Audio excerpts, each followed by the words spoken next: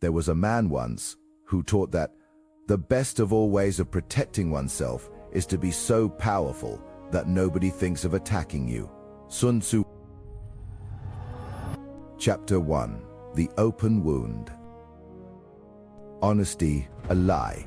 It's an open wound.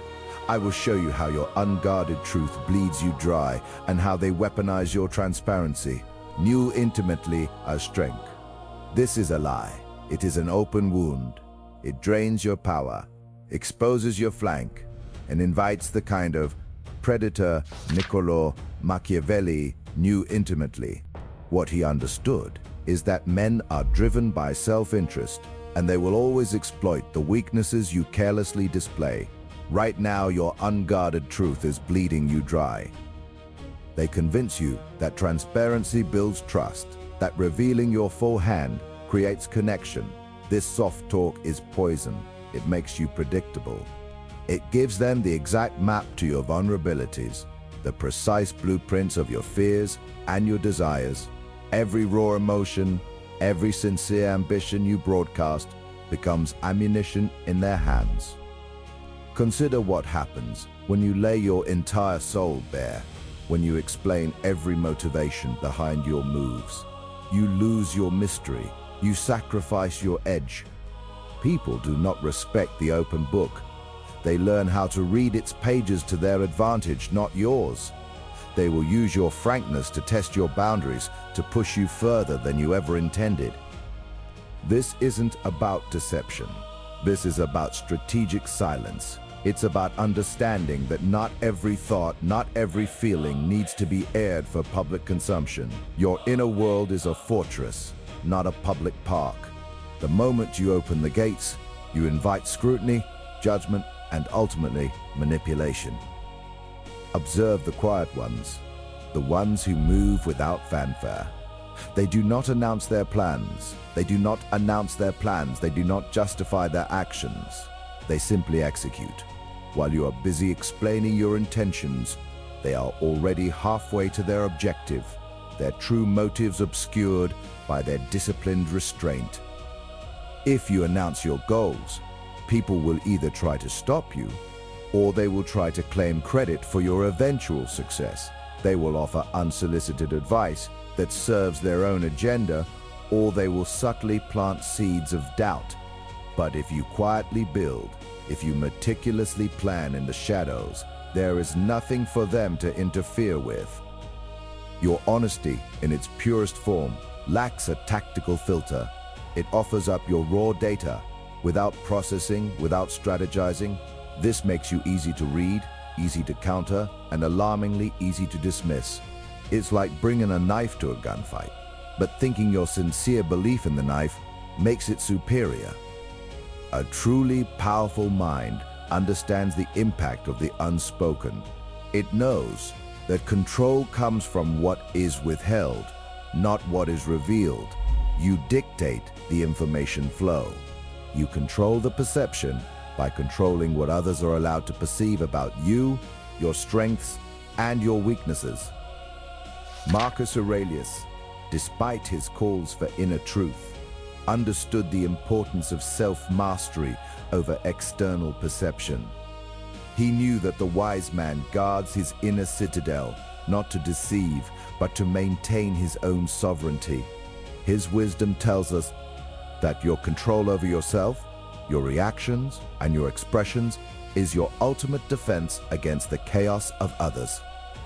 He was not suggesting you lie. He was suggesting you cultivate an internal fortress, an unflappable calm, a mind that does not leak its contents to every casual observer. Your true power resides not in exposing your entire self, but in strategically presenting what serves your purpose and keeping the rest for yourself. The first step in fortifying your position is sealing these leaks. But there is another hidden drain, a subtle yet destructive force that feeds on your desire for approval. What is it? Chapter 2, Revealed Hand. Revealed hand, a concept so simple yet so devastating. We reveal our plans, thinking we gain strength. Instead, we forfeit our most vital advantage. This hidden drain is your revealed hand. It is the insidious habit of broadcasting your intentions, your ambitions, your next strategic move. They tell you to share your dreams, to find accountability. This is often a lie designed to disarm you, to strip you of your most potent weapon, surprise. When you lay out your cards, you give your adversaries a blueprint. They no longer need to guess, to expend resources on reconnaissance. You hand them the map to your future battlefield, showing where you plan to build defenses, where you intend to attack. Your plans become targets before they solidify into action. Think about that new business idea, that promotion you are quietly eyeing, or the significant life change you are planning. You feel a surge of excitement, a need to share the vision, to gauge reactions. You open up to friends, family, even colleagues, seeking validation, seeking feedback. You believe you are building a support network. Watch what happens when that information leaves your control. It ripples outwards, distorted by gossip, colored by envy, diluted by misunderstanding. People offer unsolicited advice, born not of wisdom, but of their own limitations and fears. Some passively doubt, others actively try to undermine, even unknowingly, by simply talking. Your energy is drained, your resolve questioned. What Sun Tzu understood is that the highest generalship is to thwart the enemy's plans before execution. He taught one should always be formless, to hide movements and intentions, making it impossible for them to prepare. Your announced plans become the precise form adversaries need to counter you. They will neutralize your efforts before you begin because you gave them the intel. Here's how you operate with a closed hand. You cultivate silence. You become a master of the unannounced. Your work happens in shadows. Your plans mature behind ambiguity. You do not seek validation from the crowd. You seek only results from disciplined execution. You move like a phantom, leaving no footprints until your objective is secured. If you announce your grand projects, your bold aspirations, you invite scrutiny, criticism, and preemptive attacks. People will pick apart your ideas, their nature, when given an open target. But if you quietly build, meticulously plan and execute in the dark, you emerge not with a promise, but a completed fact. There is nothing but to react to your success. Confucius taught that the superior man acts before he speaks, and afterwards speaks according to his actions. He understood that true credibility comes not from what one declares they will do, but from what one has already done. Your word is amplified when it confirms an accomplishment, rather than making a speculative claim about the future. Your quiet efforts compound. Nothing leaks, nothing drains. Everything compounds into tangible achievement. Your silence is a shield, protecting nascent ideas from public opinion and envious eyes. Your actions, when finally revealed, speak with an authority no pre-announced could ever achieve. The desire to reveal your hand often stems from a hunger for external validation, a need to feel seen or approved before you begin. This is a vulnerability, a crack in your armor rivals, or even well-meaning individuals will exploit. They do not need to be malicious. Their mere anticipation can disrupt your designs. Keeping your counsel is not just about strategic advantage.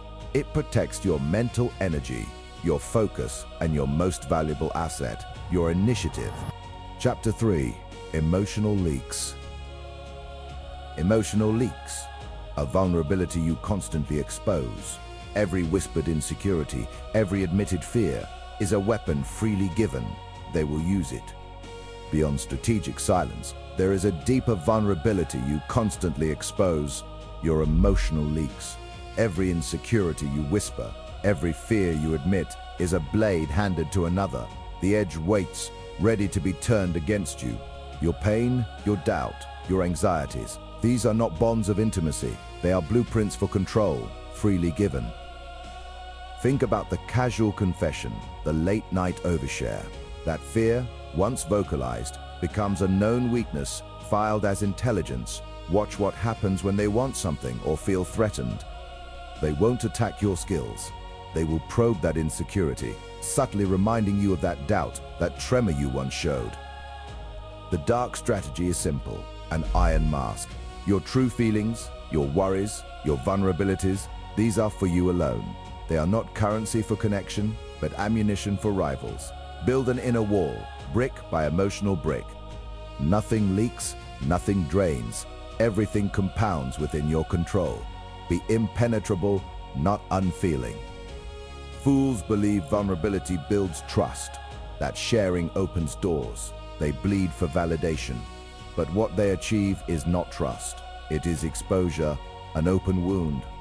The wise understand true power lies in inscrutability. In composure so complete, your interior remains a mystery. If they don't know your fears, they cannot play on them. Sigmund Freud, the pioneer of the unconscious mind, noted how much of our inner world remains hidden, even from ourselves. To reveal these aspects, consciously or not, opens a door to manipulation. Every slip, every projected feeling, gives them a map to your weaknesses. They note your quick anger at a specific criticism. They see your desperate need for approval in certain situations. These are not just observations. They are data points, collected and filed away. When the time comes, they will retrieve these points. They will use them to push your buttons, to destabilize you, to make you doubt your own resolve. Watch what happens when you reveal a deep-seated financial worry to a colleague. They might suddenly become less collaborative, subtly pushing more work onto you, knowing you're less likely to resist for fear of rocking the boat. Or think about admitting a profound insecurity about your appearance to a manipulative friend. Suddenly, their compliments become backhanded, their jokes target that very insecurity, chipping away at your confidence, making you depend on their conditional validation. You handed them the knife, they are now using it. Here's how you seal these cracks. First, identify your triggers. Know what makes you flinch, what makes you defensive, what makes you seek external reassurance. This self-awareness is your first line of defense. Then, practice radical self-containment. When someone presses, show no reaction. When a topic threatens to expose a fear, change the subject smoothly or respond with a generic, unrevealing statement. Your internal turmoil is yours alone. It is not for public consumption. If you announce your insecurities, people will not empathize. They will dissect. They will see not a shared human experience, but an opportunity. They will probe, they will test. But if you quietly manage your emotional landscape, if you keep your struggles locked within, there is nothing for them to exploit. Your calm exterior becomes an unyielding wall. They will search for an opening and find none. They will eventually give up, recognizing a fortress, not a playground. Marcus Aurelius, the Stoic emperor, understood this deeply. He wrote, "You have power over your mind, not outside events. Realize this, and you will find strength." What he understood is that your inner state is your ultimate sanctuary. If you allow others to see its vulnerabilities, you invite them to invade and dismantle it from within. Keeping your mental state unraidable is not about being fake. It is about strategic self-preservation. Chapter 4, Blunt Truth. Blunt truth, a fool's honesty. It feels good to speak your mind, no? But every unfiltered word, every harsh truth is a dagger pointed at your own throat. Your mental state is one thing, but your words are another. You might guard your thoughts, seal your reactions, yet still leak power. Raw truth, delivered unfiltered, is not a virtue. They tell you to speak your mind, but this lie leaves you exposed and isolated. This unfiltered blunt truth is not your weapon, it's against you. You fire it, thinking you're honest, but you hit loyalty and trust. Every harsh correction chips away at your social capital. You burn bridges. Watch what happens when you offer criticism no one asked for. You might be factually correct, your logic undeniable, but faces around you harden. They see a threat, not wise counsel. You become the problem. Here's how to avoid becoming a target. Your goal is not to eliminate truth, but to control its deployment. Consider truth a high-powered rifle. Never fire it wildly. Aim it precisely, at a chosen moment, only when it serves your strategic objective. Master selective honesty. Do not lie, but never volunteer information that doesn't serve you. Learn motivations and insecurities. Deliver difficult truths privately, or delay them until they can be received without triggering a defensive war. The fool announces his truth, expecting applause, and receives resentment. He believes integrity is measured by his willingness to offend. But the strategic player understands true power comes from influence, built on relationships, not destroying comfort. Aristotle, the ancient Greek philosopher, understood rhetoric. He taught a message's effectiveness depends on logic, speakers' credibility, and the audience's emotional state. What he understood is that even the most solid truth, delivered without consideration for who hears it or how they feel, becomes a weapon aimed at yourself. You might be factually correct, but you'll be strategically bankrupt. You might win the argument, but you will lose the war. Think about the junior manager who exposes every inefficiency, every minor flaw he uncovers, regardless of who it implicates. He believes he is righteous. He believes he brings light to darkness. He is instead exposing himself to the raw, visceral hatred of those he shames. They will not thank him. They will plot his downfall, undermine him, isolate him. He becomes a pariah, a threat to comfort and established order. The strategic player understands truth is a tool, not a blunt object. They choose their words with a sniper's precision. They frame unpleasant realities to allow the recipient to save face. They deliver feedback like a surgeon, cutting only what is necessary, preserving the patient. They learn to speak in terms of shared goals, even when the underlying reality is a personal failing. Seneca, the Roman Stoic, understood the power of a controlled tongue. He taught that the urge to be right often blinds us to the true cost of that righteousness: lost influence, fractured relationships, and diminished power. But this careful calibration of truth is just one side of the coin. There's another, more insidious vulnerability many overlook, one that constantly drains your energy and blurs your focus. What is it? Chapter 5, Past's Shadow. Past is shadow, a convenient lie, telling you to confess your journey. They don't hear your growth, they hear weakness. Every admission, a weapon against you. It's the shadow of your past, the mistakes you owned, the honest admissions you thought showed growth. They tell you to be open about your journey, to share your struggles. This is a lie. Every piece of your history, every regret you confess, becomes a potential bullet in their chamber, waiting. When you freely offer up your past flaws, you are not building trust. You are giving them the blueprint to your weak spots. They don't hear your story of overcoming. They hear someone who can fail. This information isn't for empathy. It's for calibration. They mark your limits. Watch what happens when you share a past financial misstep or a career blunder you've corrected. You believe it shows humility. But the moment you challenge someone, that past mistake becomes a label. They won't engage your current argument. They will simply remind everyone of who you were, not who you are. Remember when he becomes their silent weapon. Here's how you disarm this. Your past is not a public record for general consumption. It is data, private intelligence for your strategic advantage. Do not volunteer information about your vulnerabilities, especially not historical ones, that no longer define you. Your story belongs to you. You curate its release. The naive will wear past struggles as a badge of honor, believing transparency earns respect.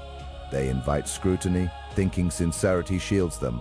But the wise know openness is a strategic choice.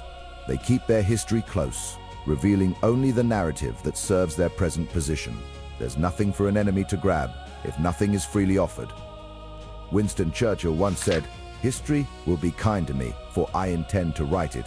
He understood that your narrative is not fixed truth, but a malleable weapon. You do not let others define your past. You certainly do not hand them the chisel and hammer to sculpt their version of it. By refusing free access to your past struggles, you force adversaries to engage with your present strength. They cannot reach for old wounds if those wounds are sealed. They must fight you on the current battlefield where your defenses are strong.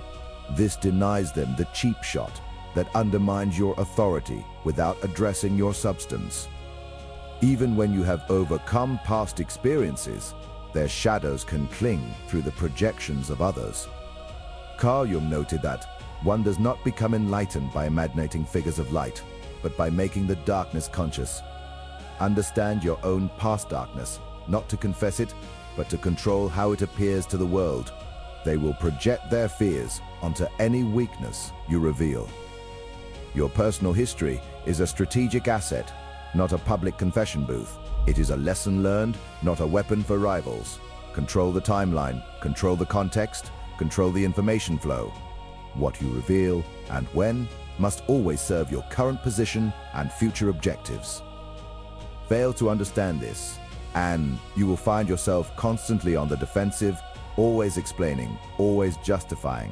Your energy drains away, trying to reshape perceptions you yourself armed. You will be fighting old battles, chained to a past you thought escaped, unable to step into your power.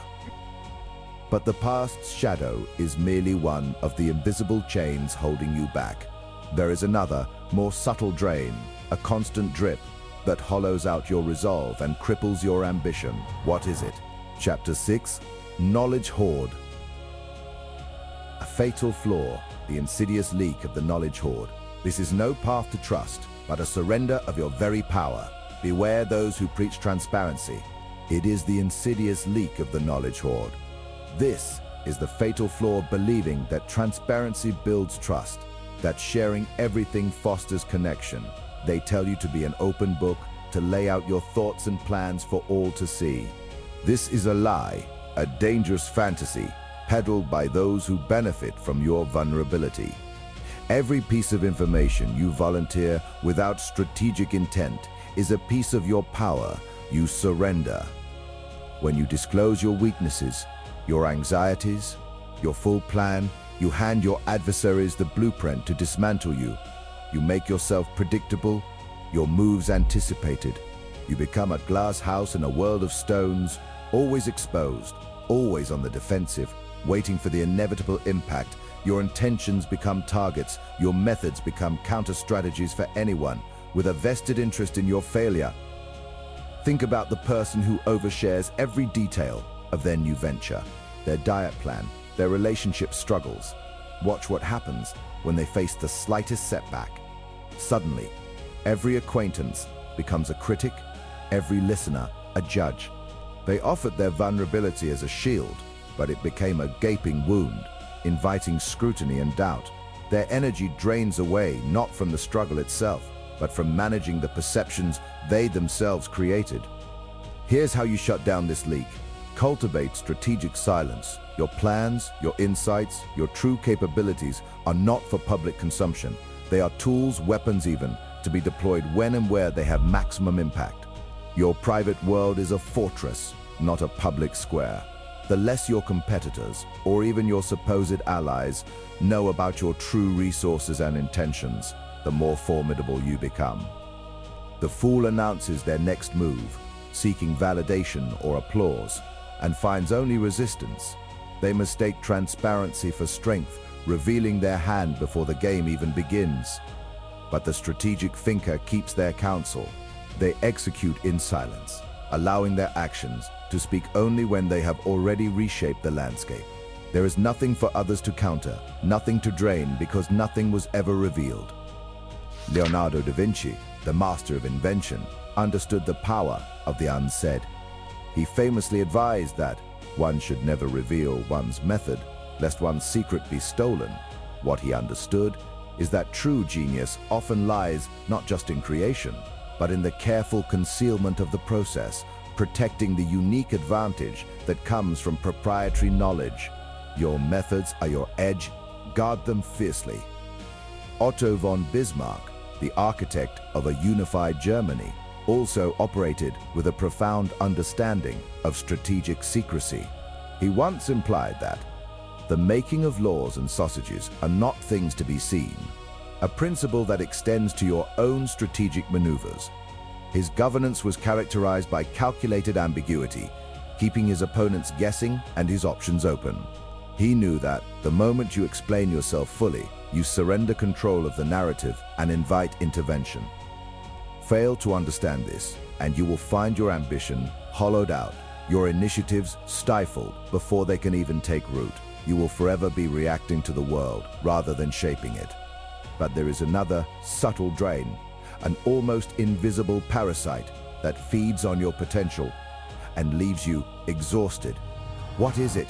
Chapter 7, the interrogation. The interrogation, a modern torture.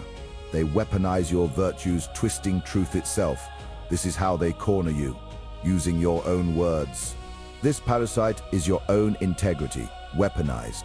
You believe in speaking your truth, in transparency. They tell you these are virtues. They are not.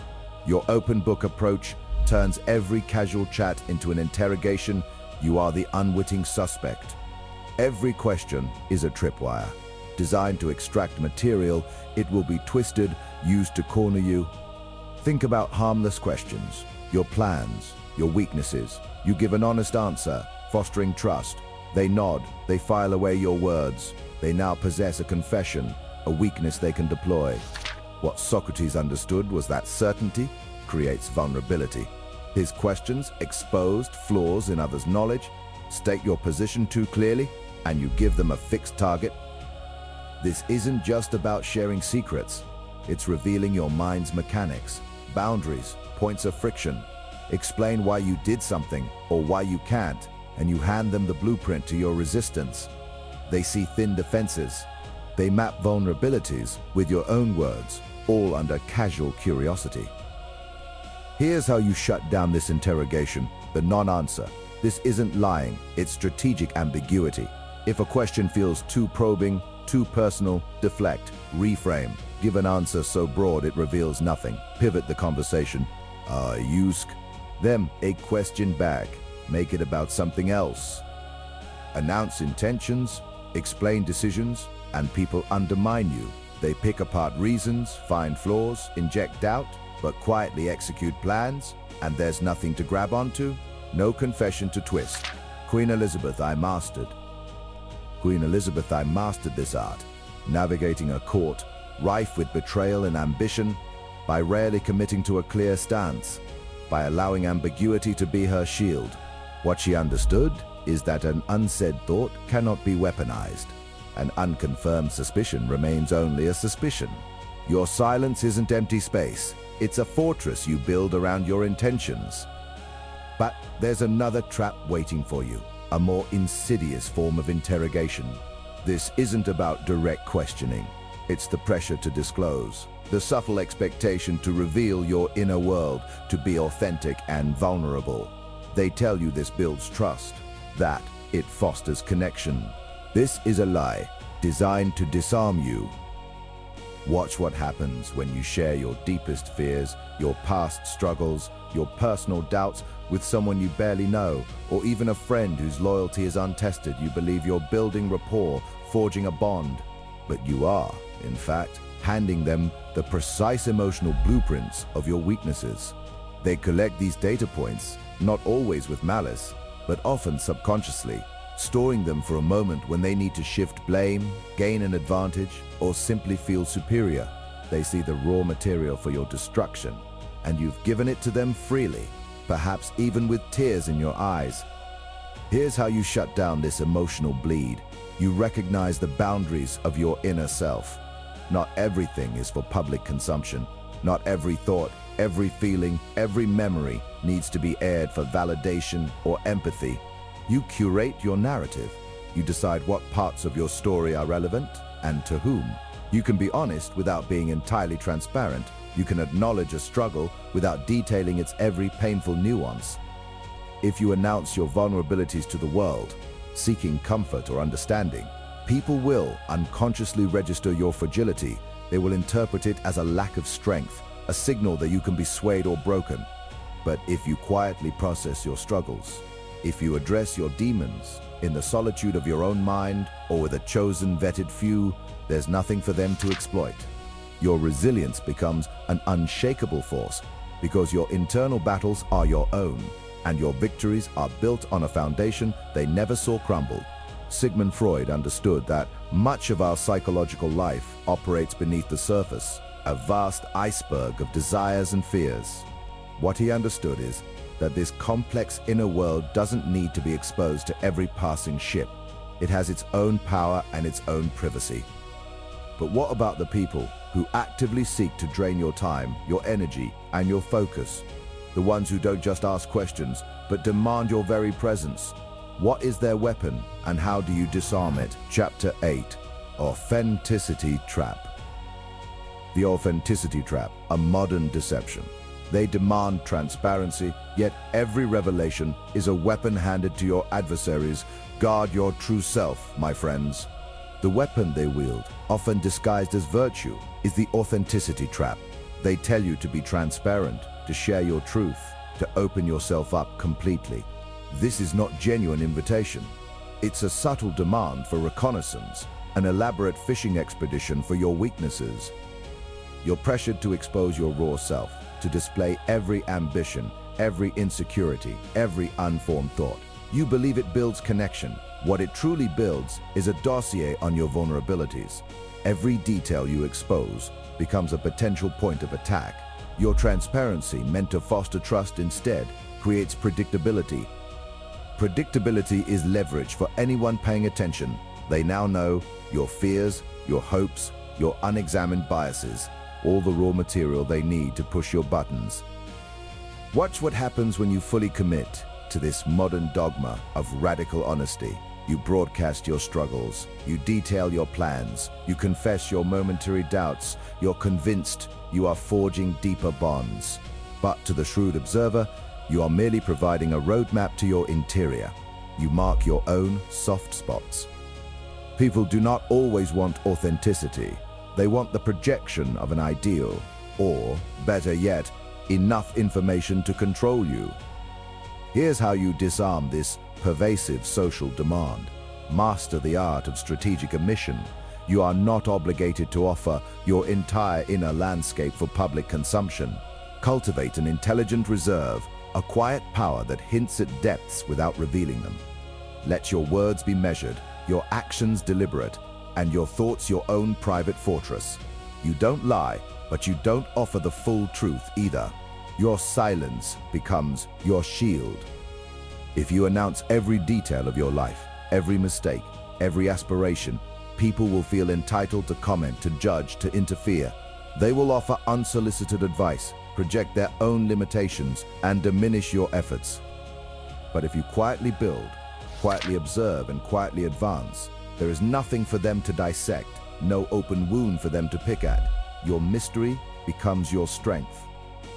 Friedrich Nietzsche understood that one must create oneself, not simply reveal an existing self. He believed that becoming who you are is an active process of self-overcoming, not a passive act of bearing your soul. Your identity is a work of art, sculpted with intention. This is why Abraham Lincoln, a man who navigated immense political and personal pressures, was often described as reserved and difficult to truly know. He understood the strategic value of keeping his own counsel. In a world of constant scrutiny, the unsaid often holds more weight than the proclaimed. Lincoln knew a leader must carefully choose what to reveal and what to guard closely. But there's another hidden cost to this blind embrace of transparency, one that drains your resources even more directly. It is the insidious trap of the attention economy, which turns your focus into a commodity. What is it, and how do you escape its grasp? Chapter 9. Blueprint Theft. Fifth, a modern plague. You willingly surrender your hard-won advantage, revealing the very architecture of your success. Then, you wonder why you falter. The attention economy is one drain, but a far more destructive leak is the blueprint theft. That occurs when you voluntarily expose your unique methods. You tell them how you do it. You lay bare the inner workings of your success, revealing the exact steps, the specific tools, the hard-won insights that put you ahead. This act of misguided transparency destroys your competitive edge, making you a target for replication. This is why you lose your unique value. Others copy your moves, dilute your market, and quickly integrate your innovations into their own operations. You become an open-source project, a public domain asset, when you should be a proprietary system. Your distinct advantage, the very thing that made you irreplaceable, vanishes into the collective. Watch what happens when you explain your unique process, your method, your insight, in intricate detail to an eager audience. They listen intently, they nod, they smile, they ask clarifying questions. They appear engaged, perhaps even appreciative of your candor. You mistake their interest for respect, their curiosity for collaboration. But they don't want to learn from you. They want to learn how you do it so they can do it without you.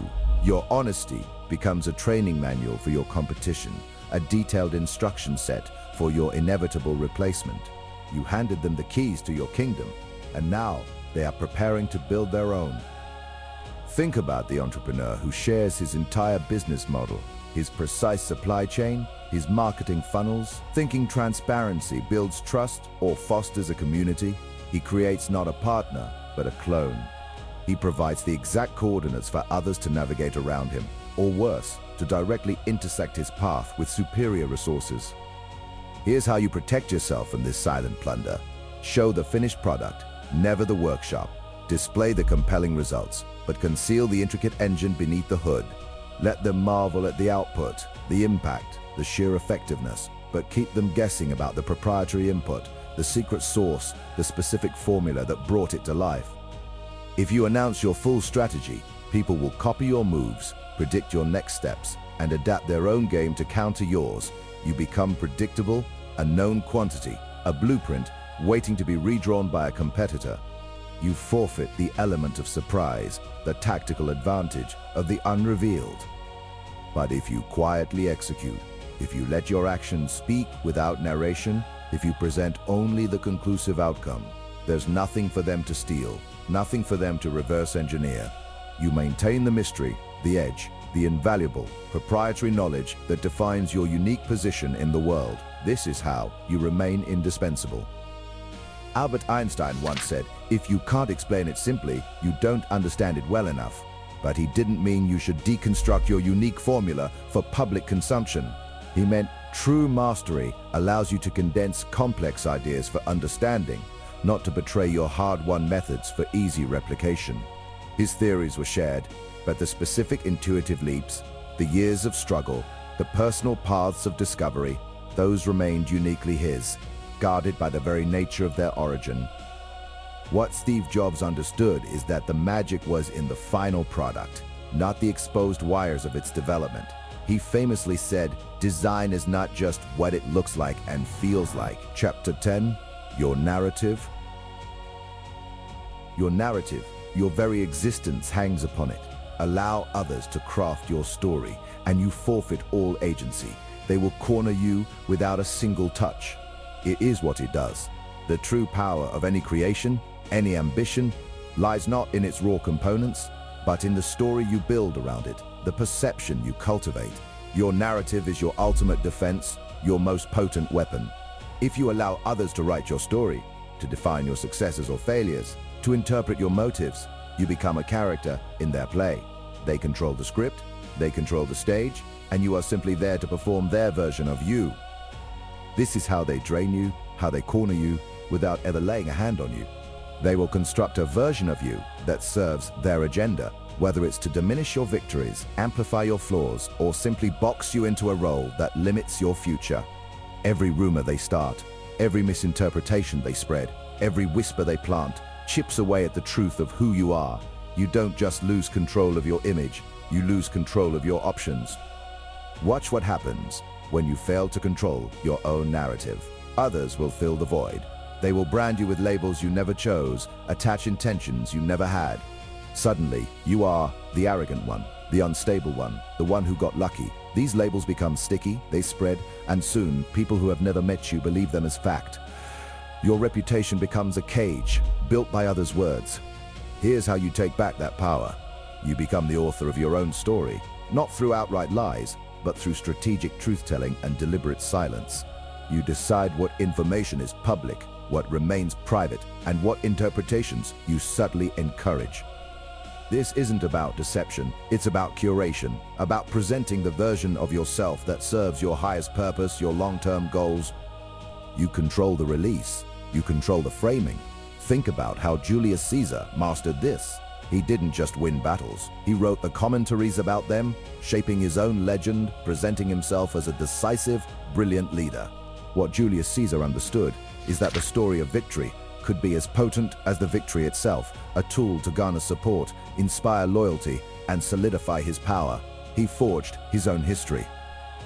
The fool rushes to defend every accusation, to clarify every misunderstanding, to correct every single false perception. This is a losing game, a desperate flailing that only shows weakness and validates the attacks. It allows your enemies to dictate your time and energy, pulling you into endless, distracting skirmishes. You are always playing defense. But when you control your narrative, you dictate the conversation.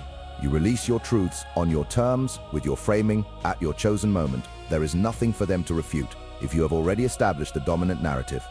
You become the source, the authority, the one who defines reality, rather than reacting to the fictions of others. Even Mahatma Gandhi, a figure synonymous with truth, understood the strategic power of self-definition. He meticulously crafted his public image, embodying simplicity and unwavering conviction, allowing his life to become his message. He never allowed the British Empire to define him as a mere agitator or a fringe leader. He carved out his own identity as a moral force, an undeniable leader of millions. Chapter 11, The Silent Game. The silent game, your ultimate defense. Learn to wield your presence as a weapon, avoid where enemies project their own ruin. Conquer through deliberate, impenetrable opacity. The power of defining your reality extends beyond your message. It extends to your very presence. When you offer no lines for others to color outside of, when you give them no handholds, they cannot climb your walls. Your silence becomes a shield, not because it hides weakness, but because it hides everything. This deliberate opacity is a weapon. It forces your adversaries to fight phantoms, to wrestle with the shadows they project onto you. You do not explain, you do not justify, you do not reveal.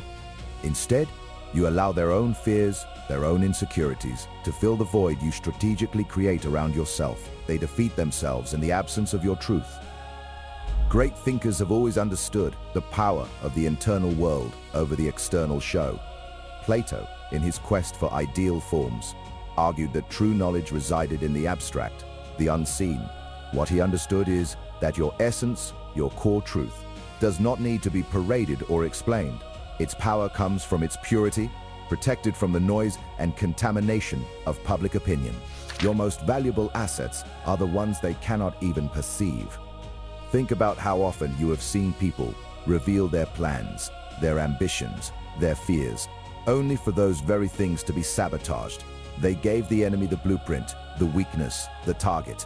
Nothing is sacred when it is broadcast. Nothing remains yours when you hand it out for free. The masters of the game play in the quiet. They gather information, they observe, they listen, they let others talk themselves into corners, reveal their true intentions, betray their own weaknesses. They do not need to speak much, because every word spoken by another is a potential gift, a piece of the puzzle you are building in your mind. Hiyamoto Musashi, the legendary Japanese swordsman, taught that the warrior must be like water, taking the shape of the vessel, flowing where it needs to flow without fixed form. He understood that predictability is death in combat. When you have no fixed form, when your intentions are unreadable, when your next move is a complete mystery, you become an unstoppable force. Your stillness is your speed, your silence is your attack. What they do not know, they cannot counter. What they cannot see, they cannot attack. Every piece of information you withhold, every boundary you enforce, every secret you keep, compounds. Nothing leaks, nothing drains, everything builds. This is the foundation of genuine, untouchable power. You stand at a crossroads. One path leads to the constant validation seeking, the endless explanations, the performance of sincerity that makes you a target. The other path leads to the quiet accumulation of power, the strategic silence that makes you formidable. Embrace the silent game. Let your actions speak, not your words. Let your presence be felt, not analyzed. Let your intentions remain veiled, not broadcast. This is not about deception. It is about self-preservation, about strategic advantage, about winning the long game. Your discretion is your ultimate shield. Your quiet power is your most potent offensive weapon. Cultivate the discipline to hold your tongue, to guard your thoughts, to keep your true self a mystery to all but a chosen few. Become unraidable. Become unassailable. Become the ghost in their machine, moving through their world, untouched, undefined, utterly free.